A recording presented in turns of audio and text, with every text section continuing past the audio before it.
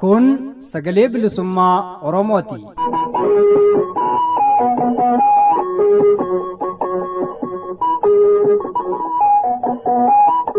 Sagaleen bilisummaa Oromoo dambalii gabaabaa meetir baandii 19 kiiloo heerzii 15,420 irratti jimaataa fi dilbata galgala sa'aatii 8 hanga sa'aatii 8 walakkaatti afaan Oromootiin roobii ammoo galgala sa'aatii 8 hanga sa'aatii 9tti afaan Oromoof qophiilee dabarsuu amma jalqaba. Kun sagalee bilisummaa Oromooti.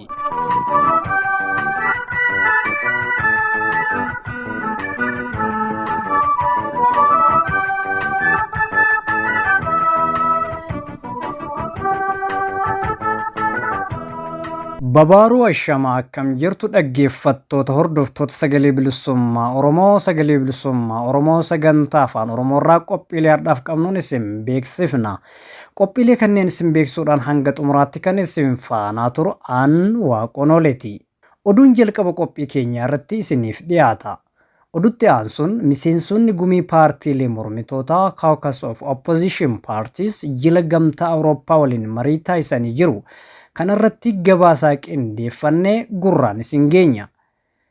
Qophii keenya itti aanuun ammoo gareen qorattoota tokkummaa mootummootaa dhiittaa mirga namoomaa Itoophiyaa keessaa qoratu keessumaa kan kaaba Itoophiyaa irratti gaafa fulbaana 19/2022 ibsa baaseera. Kanarrattis gabaasaa qindeeffannee isiniif dhiyeessina. Jiini amma keessa jirru kun ji'a birraa yeroo itti uummanni keenya bacaqii gannaa keessaa bahee booqaa birraatti ga'uuf jirudha.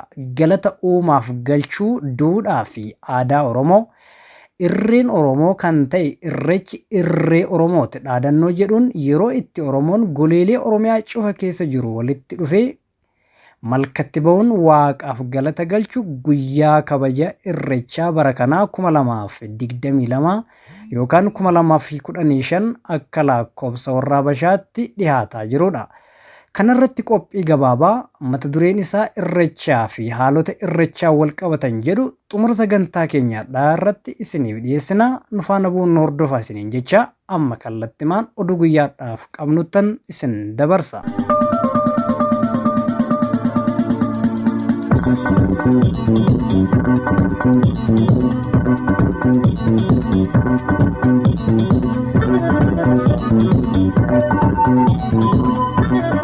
Akkam jirtan dhaggeeffattoota keenya oduu yeroo kanaa qabnu sin dhageechisnaa. Oduu yeroo kanaa kan isin dhageechisu an Shumburaa Odaati. Miseensonni gumii paartilee mormitootaa jiila gamtaa Awurooppaa waliin marii taasisan. Affeerraa gamtaa Awurooppaatiin godhameen miseensonni gumii paartilee mormitootaa simannaa waloo hoogganaa jiila gamtaa Awurooppaa ambaasaadar Roolaandaa Korobiyaa fi gamtaa Afrikaatti hoogganaa jiila gamtaa Awurooppaa ambaasaadar Birgittee Markuseen guyyaa kaleessaa fulbaana 2022 hoteela Haayat Reejansitti qopheessan irratti argamanii marii bal'aa taasisuun maddi oduu dubbii himaa KFO beeksiseera. Jiilli gamtaa Awurooppaa hoogganaa Koree dhimma alaa gamtaa Awurooppaa kan ta'an Deevid Maak Alistaarii fi ambaasaadar Roolaan Koobiyaatiin kan durfame yoo ta'u, miseensota paarlaamaa Awurooppaa 10 of keessaa qaba. Marii kana irratti miseensonni gumii paartilee mormitootaa Koongiresii Federaalawaa Oromoo, Adda Bilisummaa Oromoo, Adda Bilisummaa Ogaaden, Areena Tigraayii, Sochii Biyyoolessa Walaayittaa fi Madarak bakka bu'an irratti argamanii jiru.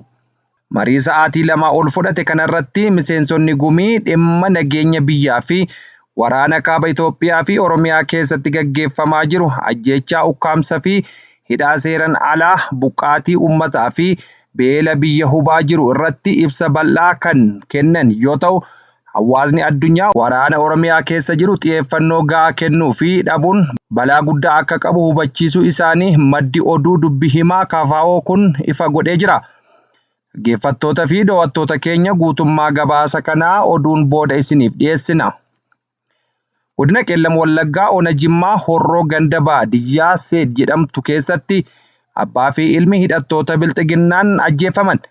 fulbaana 19/2022 sa'aatii laaqanaa irratti hidhattoonni bilxiginnaa godina Ellamu Wallaggaa ganda Seed jedhamtu keessatti uummata nagaa fi meeshaa maleeyyitti roorrisuun ajjeechaa raawwatan. Haaluma kanaan jiraataa gandichaa kan ta'an obbo Molee Sadii fi ilma isaanii Geediyoon Molee manaa gadi baasanii balbala manaa duratti rasaasa itti roobsuun ajjeechaa sukkaneessaa raawwatan jechuun jiraattonni ganda Seed himaniiru. Obbo Molee Sadii qonnaan bulaa qonnaan maatii isaanii jiraachisan yoo ta'an ilmi isaanii Geediyoon Molee ammoo barataa yuunivarsiitii waggaa tokkoffaa xumuree yeroo boqonnaaf maatii biratti deebi'e ta'uu oduun arganne ni hubachiisa. Obbo Molee Sadii fi ilmi isaanii barataa Geediyoon Molee hirmaannaa siyaasaa tokko malee oromummaa isaanii qofaan yakkamanii waraana sirna nama nyaataa bilxiginnaan haala nama gaddisiisuun ajjeefamuu isaanii oduun Saabaa'oo dhaqqabe ni hubachiisa. Ajjeechaa fakkaatan guutummaa Oromiyaa keessatti waraana sirni bilxiginnaa bobbaaseen uummata Oromoo irratti raawwatamaa jiraachuun bal'inaan ibsamaa jira. Godina Iluu Abbaa Booraa Oona Goreetti dargaggoo Masfin Farsii miseensa adda bilisummaa Oromoo kan ta'e guyyaa kaleessaa humna nageenyaan qabamee hidhamuun barame. Gama kaaniin onuma sana keessa ganda baadiyyaa keessatti dargaggoota adamsanii jumlaan hidhuun jabaatee jiraachuu odeessi achii nu qaqqabe ni ifoomsa. Bifuma wal fakkaatuun godina Bunnoo Baddallee magaalaa Baddallee keessatti kanneen hidhamanii jiran firaa fi maatii arguu akka hin dandeenye maatiin hidhamtootaa Saabaa'ootti dubbatanii jiru. Durbee bilisummaa Hayyuu Huseen murna waraana piiphiin ukkaanfamtee hidhamuun beekame. Durbee bilisummaan iddoodhuma mana jireenya maatii isheetti humna mootummaatiin qabamuun magaalaa Adaamaa waajjira poolisii aanaa Afraffaatti hidhamtee jiraachuu maddeen ibsanii jiru. Waraanni lixa Oromiyaatti gaggeeffamu lakkoofsa buqqaatotaa dabalee jira jedhe UNOHCN. Itoophiyaatti namoonni miliyoona 9.9 ta'an gargaarsa nyaataa akka barbaadan UNOCHN gabaaseera. Dhaabbata mootummoota gamtoomaniitti qindeessaa dhimmoota namoomaa UNOCHN gabaasa haaraa fulbaana 19/2022 baaseen rakkoon namtolchee fi uumamaa naannolee Itoophiyaa adda addaa keessatti mul'atu fedhii namoomaa olaanaa ta'ee daran dabalaa jiraachuu beeksise. Akkuma karoora deebii namoomaa HRP bara 2022 keessatti ibsameen namoonni miliyoona 22 ol ta'an hanga dhuma bara 2022tti gargaarsa namoomaa fi tajaajila eegumsaa ni barbaadu jedhe. Walitti bu'iinsi kutaalee Itoophiyaa lixaa, kibbaa fi bahaa keessatti gaggeeffamaa jiru fedhii gargaarsa namoomaa dabaluu itti fufeera kan jedhe UNOCHN. Walitti bu'iinsa lixa Oromiyaa keessattuu godinaalee Wallaggaa keessatti gaggeeffamaa jiru lakkoofsi buqqaatotaa daran akka dabalu taasiseera jedheera. Kan kabajamtoota dhaggeeffattoota fi daawwattoota keenya oduun har'aaf qabnee asirratti raawwannee jirra. Sagantaalee raadiyoo sagalee bilisummaa Oromoo hafan waliin turtii gaarii isiniin jedha.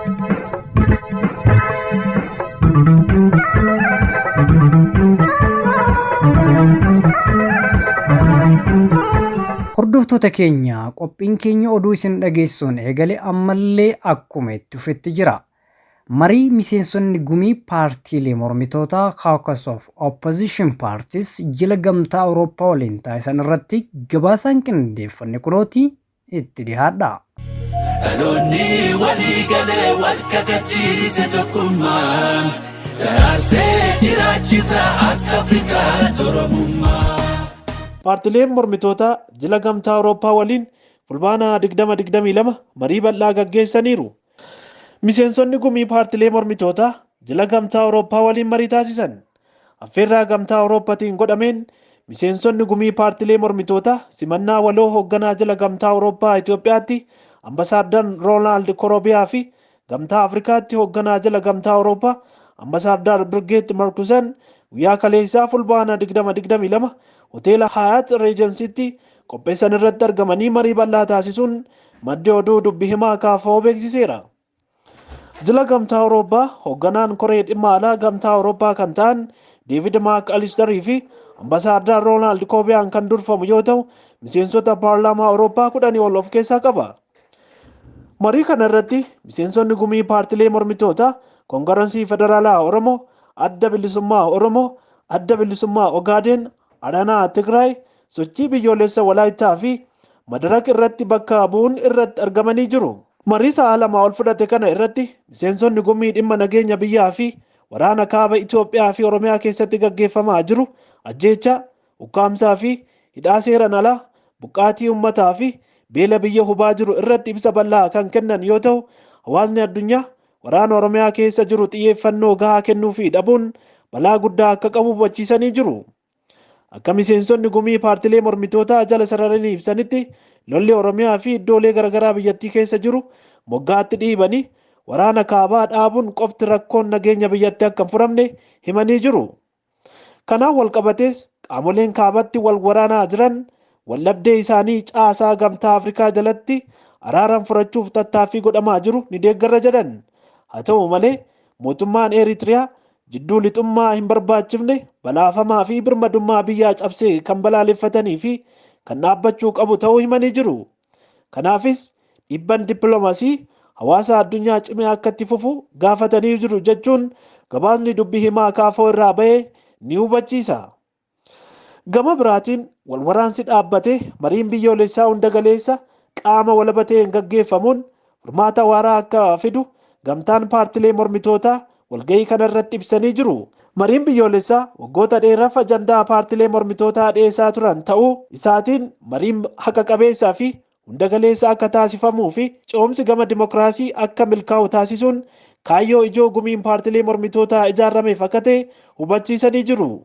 Haa ta'u malee akkaataa mootummaan amma itti deemaa jiruu fi koomishiniin marii biyyoolessaa walabaa hin ta'in haala iftoomina hin qabneen hundeessuun mariin bu'a qabeessa rakkoo walxaxaa biyyattiif furmaata waaraa laatuu gaggeeffama abdii jedhu akka hin qabne ibsanii jiru. Kana waan ta'eef gamtaan Awurooppaa yaada mormitoota biyya baraaruu danda'u kana cinaa akka dhaabbatuu fi akka deeggaran gaafatanii jiru. Ambasaaddar Roonaald Koobiyaa fi Deevid Maakalistar gama isaaniitiin wal waraansi Itoophiyaa keessa jiru kan daraan isaan yaachisee fi gaagama gaanfa Afrikaa fi dhiibbaa garaagaraa Awurooppaa irratti kan fiduu danda'u ta'uu ibsanii waraana kaaba fi Oromiyaatti gaggeeffamu furmaata hatattamaa akka argatu kan hojjetan ta'uu himanii jiru. Haaluma kanaan rakkoon siyaasa waraana dhaale akka furamuuf gahee qopheessitoota ijoo kan ta'an akka miseensota gumii paartilee mormitootaa mootummaa fi humnoota siyaasaa garaagaraa waliin akka dhiheenyaan hojjetan eeruu isaanii gabaasni dubbii himaa kaafoo irraa ba'e kun ni addeessa.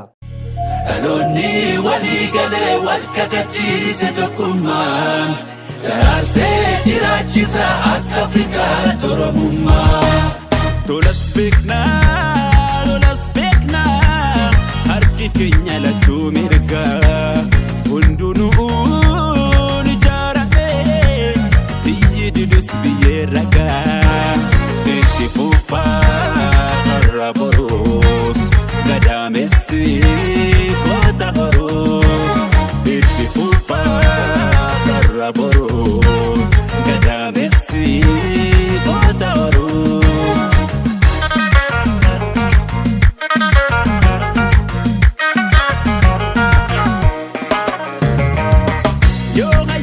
Yoona kenna diina qabne firoon fannaa kan jaalalaan nutti dhufee kunuunfachuu itti beekna ulaagaanis namummaadha sirri sirbi gaafa jira.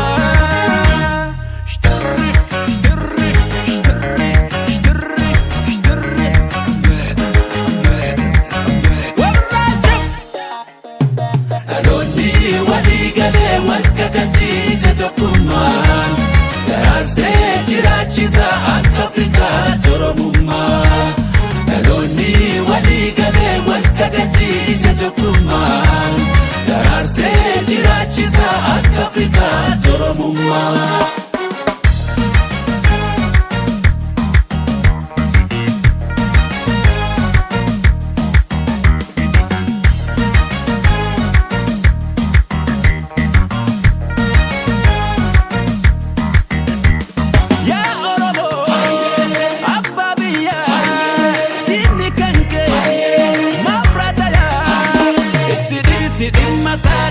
Kenna dubbiin olumaa gaajin bitu jaalatullee leenca malkooti saree baay'atullee. Leenca malkooti saree baay'atullee.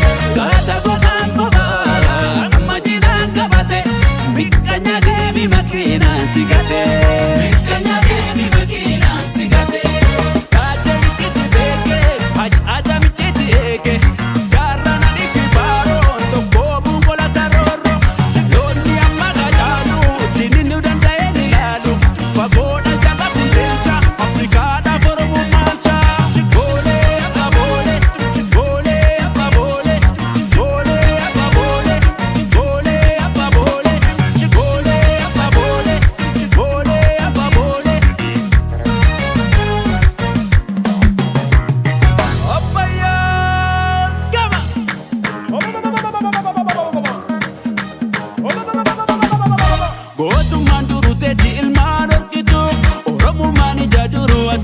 siftu yoo wallofra yaakamise gaafatani yoo madda sabboonummaati gaafatani ana jedhin ana jedhin ana jedhin ana jedhin yoo soora kan jiru dhugaa didani yoo soo karaan jiru irraa gorani yoo soora kan jiru dhugaa didani yoo soo karaan jiru irraa gorani kana jedhin kana jedhin kana jedhin kana jedhin kana jedhin kana jedhin kana jedhin kana jedhin kana jedhin kana jedhin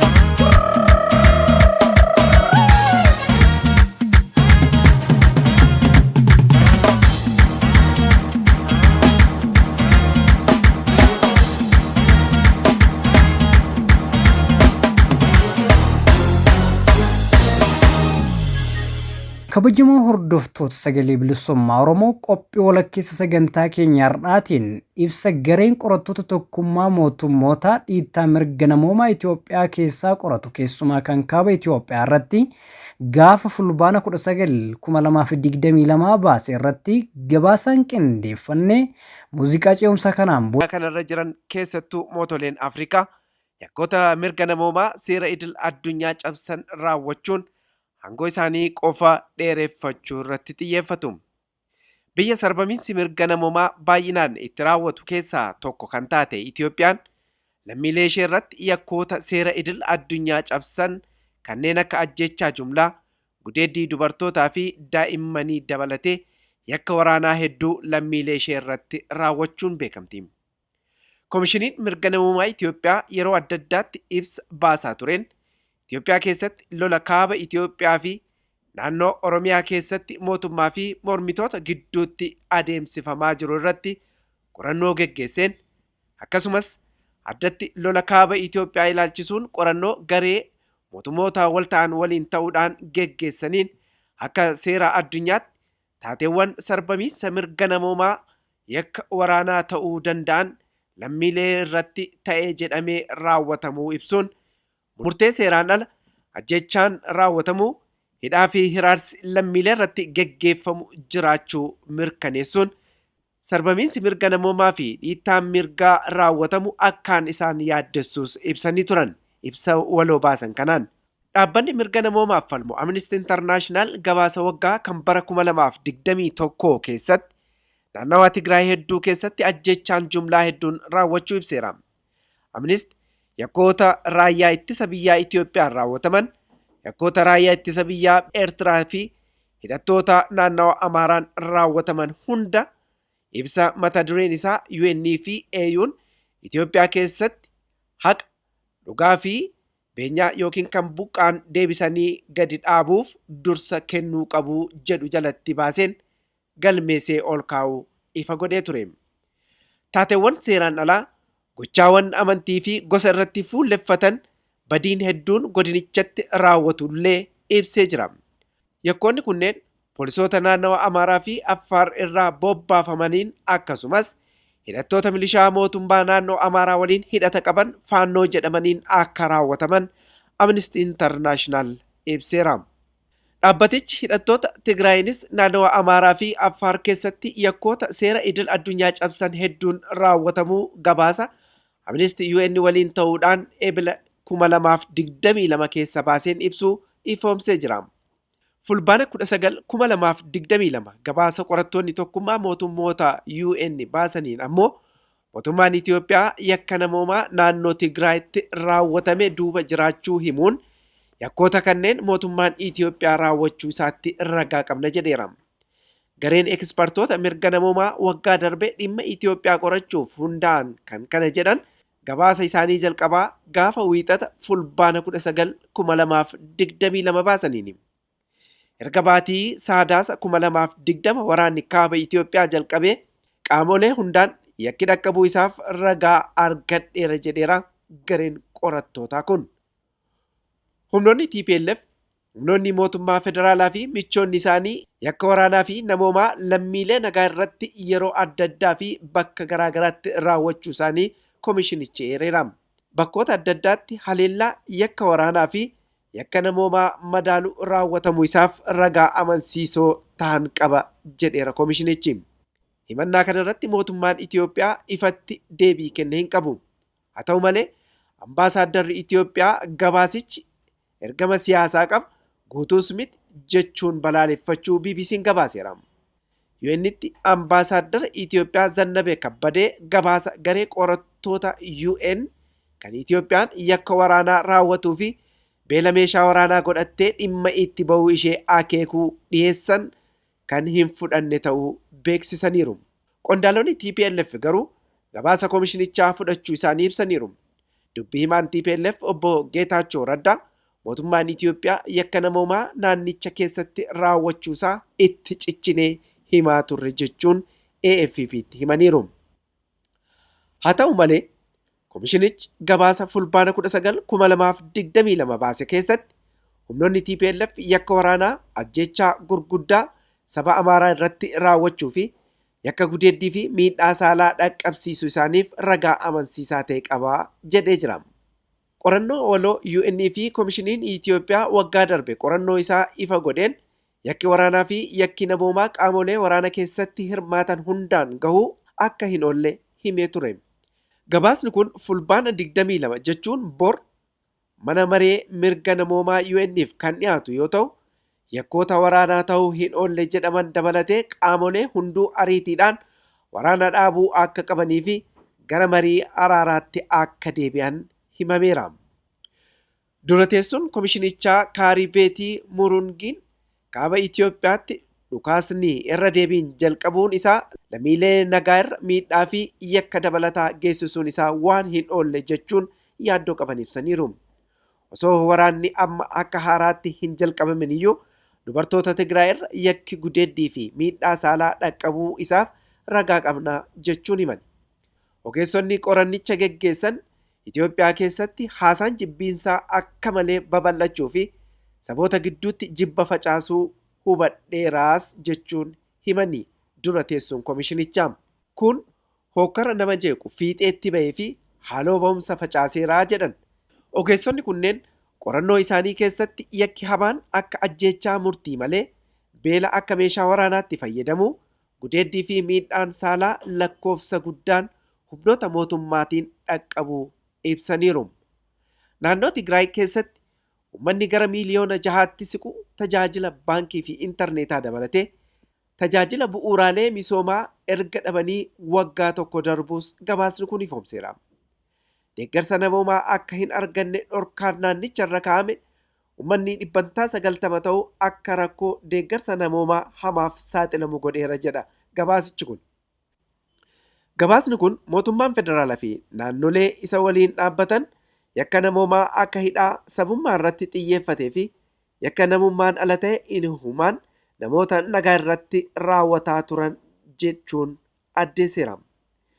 Ta'ee jedhanii miidhaa cimaa yookiin miidhaa qaamaa fi sammuu geessisaniiru deeggarsi namoomaa akka hin dhaqqabnes danqaniiru garuu mootummaan gochaa kana haalaa turee jechuun ibsa gabaasichi kun.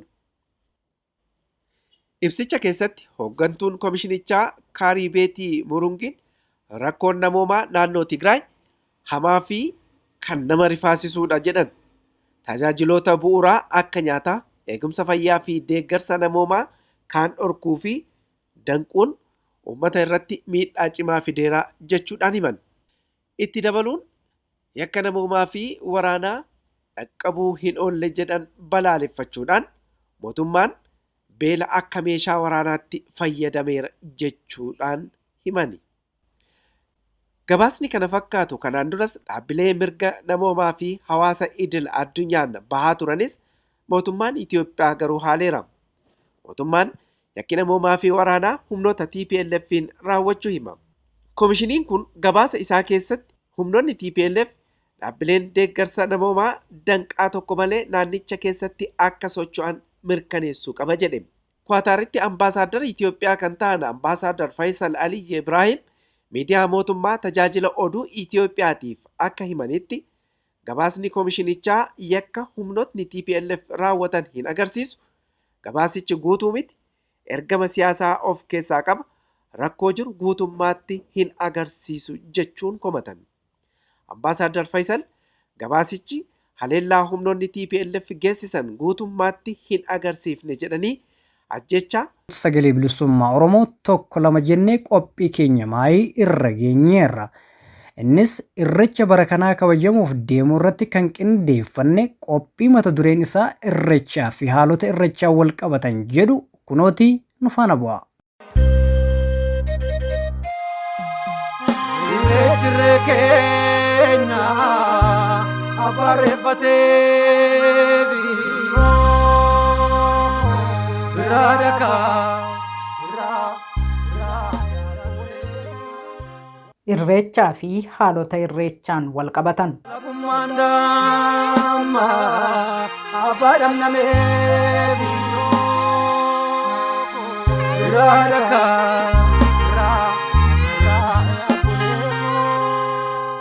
Oromoon ilmaan Kuush keessaa saba guddaa aadaa fi duudhaa bareedaa ka qabudha.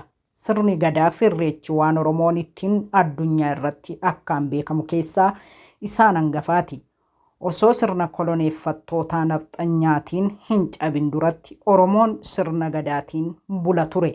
Malkaa bu'ee, tulluu ba'ee, waaqa galateeffataa fi kadhataa ture. Kunis kan amma irreecha jennuun kanadha. Amantiiwwan ammayyaawaa osoo gara Oromiyaatti hin babal'atin duras Oromoon waaqa tokkicha uumaatti amana ture. Uumama uumaan uumeenis uumaa galateeffata. Uumama waaqni uume keessaa ammoo addatti bishaanii fi tulluu ajaa'ibsiifata. Lubbu qabeeyyiin marti bishaan malee waan jiraachuu hin dandeenyeefis Oromoon uumama waaqaa keessaa addatti bishaan malalfata. Waan bishaan kana nuuf uumtee akka lubbu qabeeyyiin hundi itti jiraannuuf nu badhaasteef galanni keeti jedhee uumamaa hundaaf galatoo galcha. Bacaqii gannaa yommuu lagni guutee malkaaleen ce'umsaa cufaman uummanni walitti ce'ee wal arguuf ni rakkata.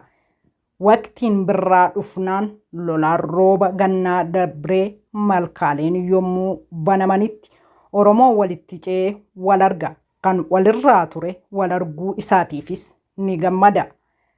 Barii birraatiin walitti yaa'ee waaqa uumaas galateeffata. Malkaa bu'ees uumamaan uumaa galateeffata. Waaqa malkaa uume waamee galata galchaaf. Malkaan bishaani. Bishaan ammoo lubbu qabeeyyii maraati. Lubbu qabeessi marti bishaan malee jiraachuu hin danda'an. Loon, namni, allaattiiwwan, ilbiisonni, biqiltoonni, bineensonnii fi lubbu qabeeyyiin lafarra bishaan keessaa fi mukarra galan marti bishaan dhabnaan lubbuudhaan jiraachuu hin danda'an. Kanaafuu waaqa bishaan kana uumeef Oromoon galata galcha. Akkuma kana uumama hunda keessaa bishaanitti aansee Oromoon tulluu ajaa'ibsiifata. Tulluun uumama hunda irra ol ka'ee mul'ata. Waaqatti ol dhiyaatee argamas jedhee amana Oromoon. Waqtii arfaasaas tulluutti ol bahuun Oromoon waaqa kadhata. Yoo roobni waqtii isaatti roobuu dides tulluutti ba'ee akka rooba roobsuuf waaqa uumaa kadhata. Qaamonni Oromoof ilaalcha gaarii hin qabne aadaa fi duudhaa Oromoo xiqqeessanii jibbisiisuuf carraaqan akka waan Oromoon malkaa yookaan tulluu waaqeffatuutti kan dubbatanii fi barreessan ni jiru.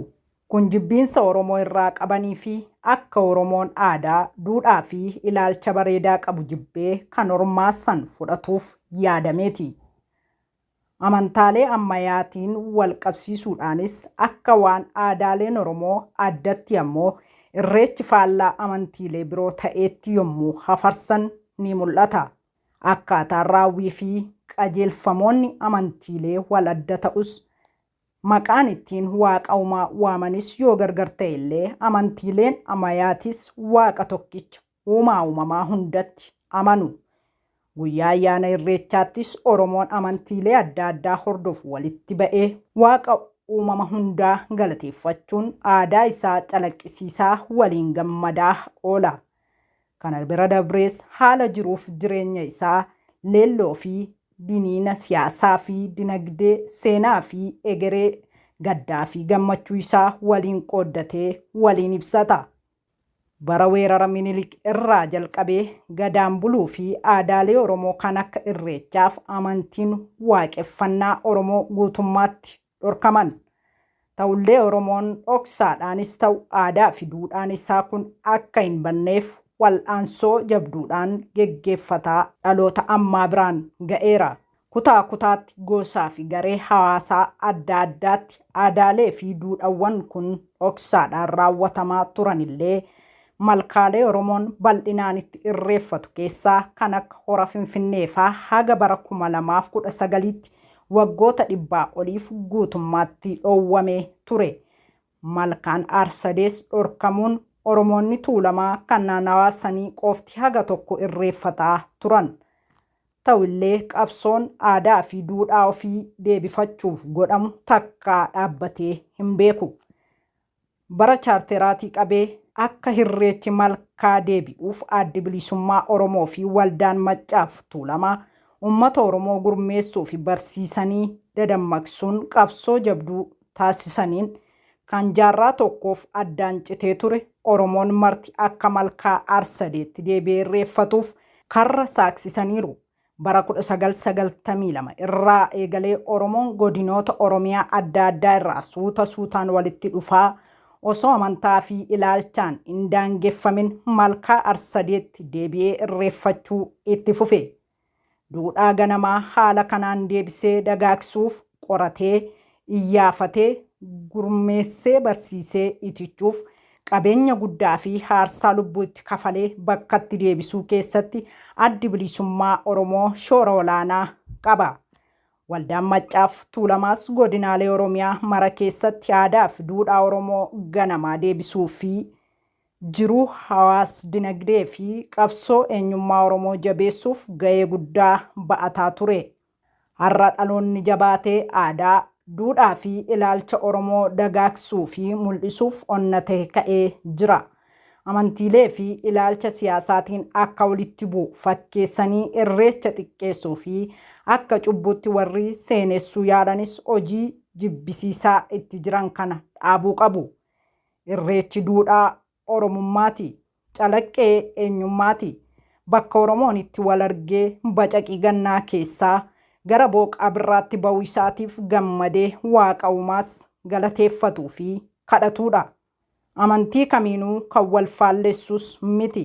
Mallattoo eenyummaa keenyaa keessaa tokko ka ta'an aadaa fi duudhaa keenyaaf bakka haa laannu, haa kunuunfannu, tika barbaachisus haa goonuuf.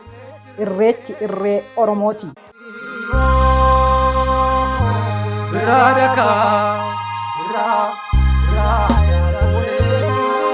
Wala kumanda ma abadam na mebi radaka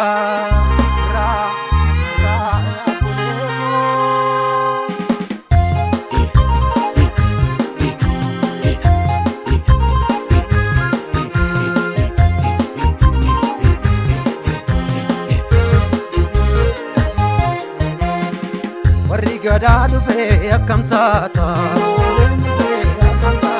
abbaan biyyaa dhufe akkam taata akkam taata akkam taata reechi dhufe reen tokkummaa jaatu dhufe bilisummaa Hora Finfinnee baattan sirbaa dhibbaa keenyatti maamnu jibbaa warra kuulallee mirgaan gallee warra eekaa kabakakka ragalaanii teegadaanii rabeebee tufaa milkiin dhufaa harri gadaa dhufee akkam taata abbaan biyyaa dhufee akkam taata.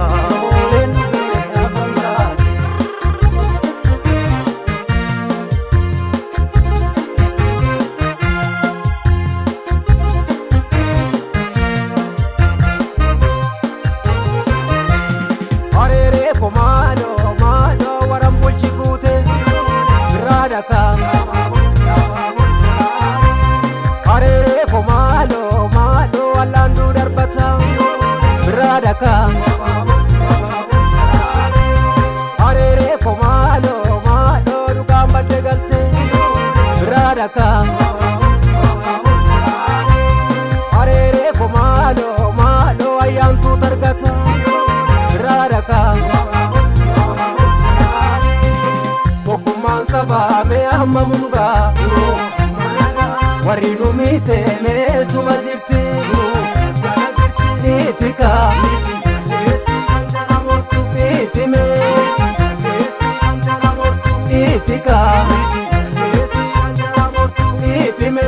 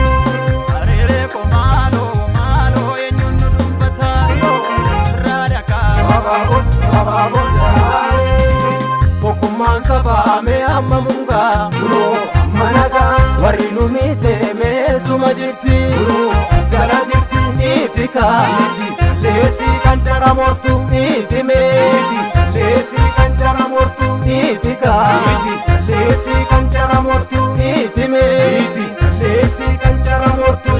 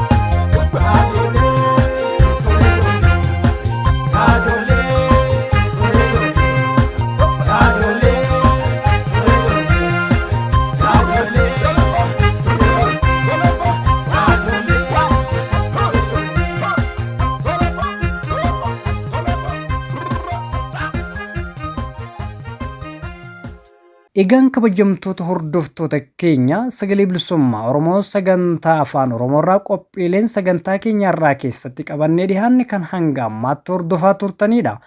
Qophiilee wal fakkaatu biraatiin sagantaa keenya jimaataatiin hanga walitti deebinutti nagaa fi fayyaa keessan nuuf jiraadha. Injifannoo uummata Oromoof.